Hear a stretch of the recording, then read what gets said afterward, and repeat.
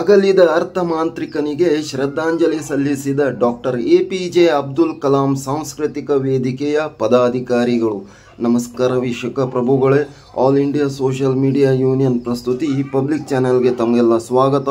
ನಾನು ನಿಮ್ಮ ಗುರುರಾಜ್ ಮಾಡುವ ನಮಸ್ಕಾರಗಳು.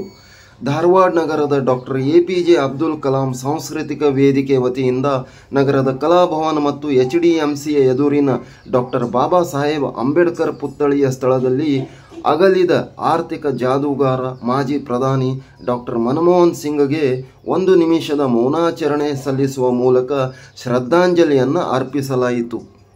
ಸಾಮಾಜಿಕ ಹೋರಾಟಗಾರ, ಬುದ್ಧಿಜೀವಿ ಲಕ್ಷ್ಮಣ ಬಕಾಯಿ ಮಾತನಾಡಿ, ಒಬ್ಬ ಆರ್ಥಿಕ ತಜ್ಞ ದೇಶದ ಪ್ರಧಾನಿಯಾದರೆ ಆಯಾ ರಾಷ್ಟ್ರದ ಅಭಿವೃದ್ಧಿ ಖಂಡಿತ ಯಶಸ್ಸಿನ ಹಾದಿಯಲ್ಲಿ ಸಾಗುತ್ತದೆ ಎಂದು ಸಾಬೀತು ಮಾಡಿದ ಧೀಮಂತ ನಾಯಕ ಮನಮೋಹನ್ ಸಿಂಗ್ ಅವರು ಎಂದು ಬಕಾಯಿ ಹೇಳಿದರು.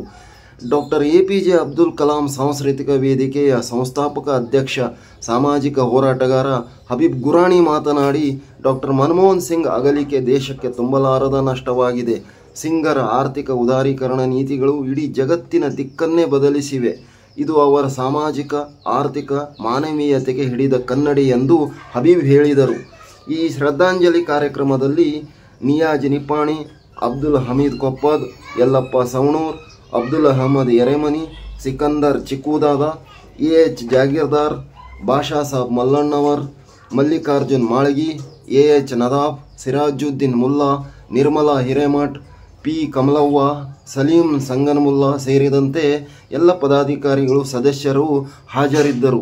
ನಮ್ಮ ಸುದ್ದಿವಾಹಿನಿಯೊಂದಿಗೆ ಅನೇಕ ಸಾಮಾಜಿಕ ಹೋರಾಟಗಾರರು, ಲಕ್ಷ್ಮಣ ಬಕಾಯಿ ಚಿಕ್ಕುದಾದ ಮಾತನಾಡ್ತಾ ಇದ್ದಾರೆ. ನೋಡೋಣ ಬನ್ನಿ ಏನು ಮಾತಾಡ್ತಾ ಇದ್ದಾರೆ ಅನ್ನೋದು. ಕಾರ್ಯಗಳು ಏನದಾವ ಇದ್ರ ಬಗ್ಗೆ ನಮ್ಮ ಸಂಘಟನೆಯ ಮಾರ್ಗದರ್ಶಕರಾದಂಥ ಬಕಾಯಿ ಸರ್ ಅವರು ಒಂದೆರಡು ನುಡಿಗಳನ್ನು ಹೇಳಬೇಕಂತ ಹೇಳಿ ಕೇಳ್ಕೊಳ್ತೀನಿ ಸಂಘಟನೆ ವತಿಯಿಂದ. ಇವತ್ತು ಅಂತಾರಾಷ್ಟ್ರೀಯ ಮಟ್ಟದಲ್ಲಿ ಖ್ಯಾತಿ ಗಳಿಸತಕ್ಕಂಥ ಮನಮೋಹನ್ ಸಿಂಗ್ ಪ್ರಧಾನಮಂತ್ರಿಗಳು, ಆರ್ಥಿಕ ಸಲಹೆಗಾರರು, LPG ಲಿಬರಲೈಸೇಷನ್, ಪ್ರೈವೇಟೈಸೇಷನ್ ಮತ್ತು ಗ್ಲೋಬಲೈಸೇಷನ್ ಈ ಪ್ರಾಜೆಕ್ಟ್ ತರೋದ್ರ ಮೂಲಕ ಯಾರು ಒಂದು ಮೊಬೈಲ್ ತೊಗೊಳ್ಳಿ ಎಗೀತಿದ್ದಿರಲಿಲ್ಲ, ಯಾರಿಗೊಂದು 2 ವೀಲರ್ ತೊಗೊಳ್ಳಿ ಎಗೀತಿದ್ದಿಲ್ಲ, ಅಂಥವ್ರಿಗೆ ಎಲ್ಲರಿಗೂ ಸರಳವಾಗಿ ಕಮ್ಯುನಿಕೇಷನ್, ಟ್ರಾನ್ಸ್ಪೋರ್ಟ್, ಮೆಡಿಕಲ್, ಆಮೇಲೆ ಐಡೆಂಟಿ ಕಾರ್ಡ್, ಆಮೇಲೆ RTI,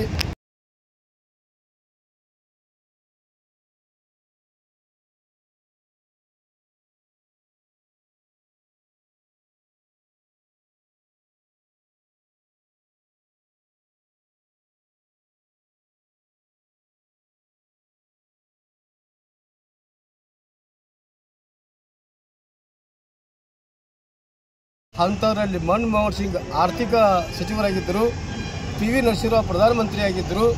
ಆ ಡಂಕಲ್ ವರದಿ ಜಾರಿಗೆ ತರೋದ್ರ ಮೂಲಕ, LPG ಜಾರಿಗೆ ತರೋದ್ರ ಮೂಲಕ ಇಡೀ ವಿಶ್ವಕ್ಕೆ ಭಾರತವನ್ನು ತೆರೆದಿಡೋದ್ರ ಮೂಲಕ ಅಂತಾರಾಷ್ಟ್ರೀಯ ಮಟ್ಟದ ಉದ್ದಿಮೆದಾರರು, ವ್ಯಾಪಾರಸ್ಥರು ಭಾರತಕ್ಕೆ ಬರೋದ್ರ ಮೂಲಕ ಈ ಲೇಟೆಸ್ಟ್ ಟೆಕ್ನಾಲಜಿ ಆ್ಯಂಡ್ ಇನ್ಸ್ಟ್ರೂಮೆಂಟ್ ತರೋದ್ರ ಮೂಲಕ ಭಾರತ ಆರ್ಥಿಕ ರಂಗದಲ್ಲಿ ಅತ್ಯಂತ ಉನ್ನತ ಸ್ಥಾನಕ್ಕೆ ಹೋಗಲಿಕ್ಕೆ ಗ್ರೇಟ್ ಎಫರ್ಟ್ ಆ್ಯಂಡ್ ಪ್ಲ್ಯಾನ್ ಮಾಡತಕ್ಕಂಥ great planar doctor Manmohan Singh ಪ್ರಧಾನಮಂತ್ರಿಯವರು. ಅಂಥವ್ರು ಇವತ್ತು ನಮ್ಮನ್ನಾಗಲಿ ದೇಶಕ್ಕೆ ಒಂದು ತುಂಬಲಾದ ನಷ್ಟ ಉಂಟು ಮಾಡಿದ ಎಲ್ಲರಿಗೂ ಆಘಾತ ತಂದಿದೆ. ಸೊ ಆ ನಿಟ್ಟಿನಲ್ಲಿ ಇವತ್ತು ನಾವೆಲ್ಲರೂ ಡಾಕ್ಟರ್ ಎಪಿಜೆ ಅಬ್ದುಲ್ ಕಲಾಂ ಸಾಂಸ್ಕೃತಿಕ ವೇದಿಕೆಯ ಸದಸ್ಯರು, ಪದಾಧಿಕಾರಿಗಳು ಮತ್ತು ಧಾರವಾಡ ನಗರದ ಗಣ್ಯರು ಇವತ್ತು ಎಲ್ಲರೂ ಸೇರ್ಕೊಂಡಾಗ ಒಂದು 5 ನಿಮಿಷ ಶ್ರದ್ಧಾಂಜಲಿ ಮಾಡೋದ್ರ ಮೂಲಕ, ನಮ್ಮ ಗೌರವವನ್ನು ಸಲ್ಲಿಸೋದ್ರ ಮೂಲಕ, ಅವರ ಸೇವೆಯನ್ನು ನೆನಪೋದ್ರ ಮೂಲಕ ಮುಂಬರುವ ದಿನಗಳಲ್ಲಿ ಇದಕ್ಕೂ ಹೆಚ್ಚಿಗೆ ಭಾರತ ನಡೆಸಿಕೊಂಡು ಹೋಗಲಿ ಅಂತಕ್ಕಂಥ ಉದ್ದೇಶಕ್ಕೋಸ್ಕರ ಇವತ್ತು ಈ ಶ್ರದ್ಧಾಂಜಲಿ ಕಾರ್ಯಕ್ರಮ ಹಾಕ್ಕೊಂಡಿದ್ದೀವಿ. ಅತ್ಯಂತ ಅರ್ಜೆಂಟಲ್ಲಿ ಹಾಕಿದ್ದೀವಿ.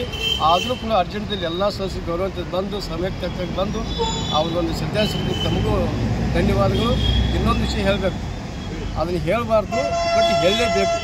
ಇವತ್ತೇನು ನಮ್ಮ ಪ್ರಧಾನಮಂತ್ರಿಯವರ ವಿಶ್ವಗುರು ಅಂತಾರಾಷ್ಟ್ರೀಯ ಮಟ್ಟದಲ್ಲಿ ಖ್ಯಾತಿ ಗಳಿಸಲ್ಲ, ಇದಕ್ಕೆಲ್ಲ ವ್ಯವಸ್ಥಿತವಾಗಿ 91ರಿಂದ 95 ವರ್ಷದವರೆಗೆ 5 ವರ್ಷದೊಳಗೆ ಸಾಧನೆ, ಶ್ರಮ ಮತ್ತು ಟ್ಯಾಲೆಂಟ್ ಎಲ್ರಿಗೂ ಗೊತ್ತಾಗಿದೆ.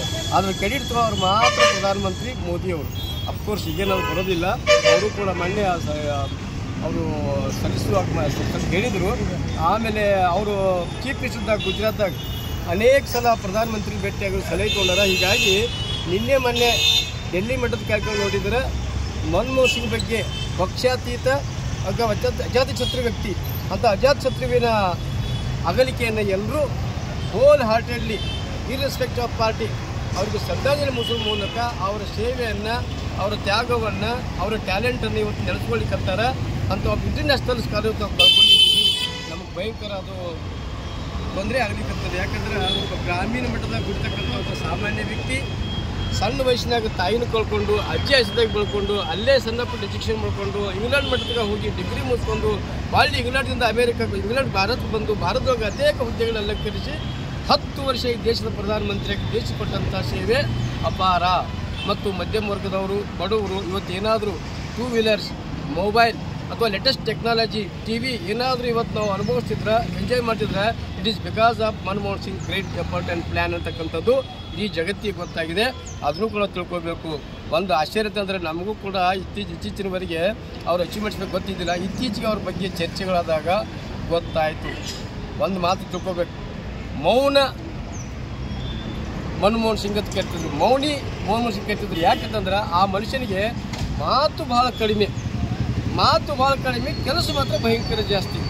ನಿನ್ನೆ ಒಂದು ಕಡೆ ಗಮನಕ್ಕೆ ಬಂದಿದೆ, ಅವರು ಪ್ರಧಾನಮಂತ್ರಿ ಆದಾಗ 117 ಪ್ರೆಸ್ ಮೀಟ್ ಮಾಡಿದಾಗ ಮೀಡಿಯಾದವ್ರು 100 ಪ್ರಶ್ನೆ ಕೇಳಂತ ಒಂದು ಮಾತನ್ನ ಹೇಳ್ತಾರೆ ಅವರು. ನೀವು 1000 ಪ್ರಶ್ನೆ ಕೇಳಿದ್ರು ನಾನು ನಿಮ್ಮ ಪ್ರಶ್ನೆಗೆ ಹೆದರೋದಲ್ಲ, ಅದಕ್ಕೆ ಉತ್ತರ ಕೊಟ್ಟರೆ ಶಕ್ತಿ ಸಮರ್ಥನೆ ಇದೆ ಅಂತ ಹೇಳಿಬಿಟ್ಟು ಎಲ್ಲ ಮೀಡಿಯಾದವ್ರನ್ನ ಫೇಸ್ ಮಾಡಿ ಉತ್ತರ ಕೊಟ್ಟಂಥ ಸಮರ್ಥ ಪ್ರಧಾನಮಂತ್ರಿ ತಂದರೆ ಡಾಕ್ಟರ್ ಮನಮೋಹನ್ ಸಿಂಗ್.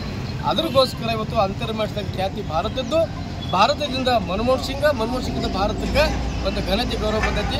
ಅಂತರ್ರಾಷ್ಟ್ರೀಯ ಹೆಸರಿರ್ತಕ್ಕಂಥ ಮಾತನ್ನು ಎಲ್ಲರೂ ನೆನಪಿಸ್ಕೊಂಡು ಅವ್ರಿಗೆ ಈ ಕೊನೆ ಕಾಲಕ್ಕೆ ನಾವು ಶ್ರದ್ಧಾಂಜಲಿ ಅರ್ಪಿಸುವ ಮೂಲಕ ಅವ್ರು ನೆನೆಸ್ಕೊಂಡು ಒಂದು ನೆನಪಿಸುತ್ತೈತೆ ಇವತ್ತಿನ ಕಾರ್ಯಕ್ರಮ.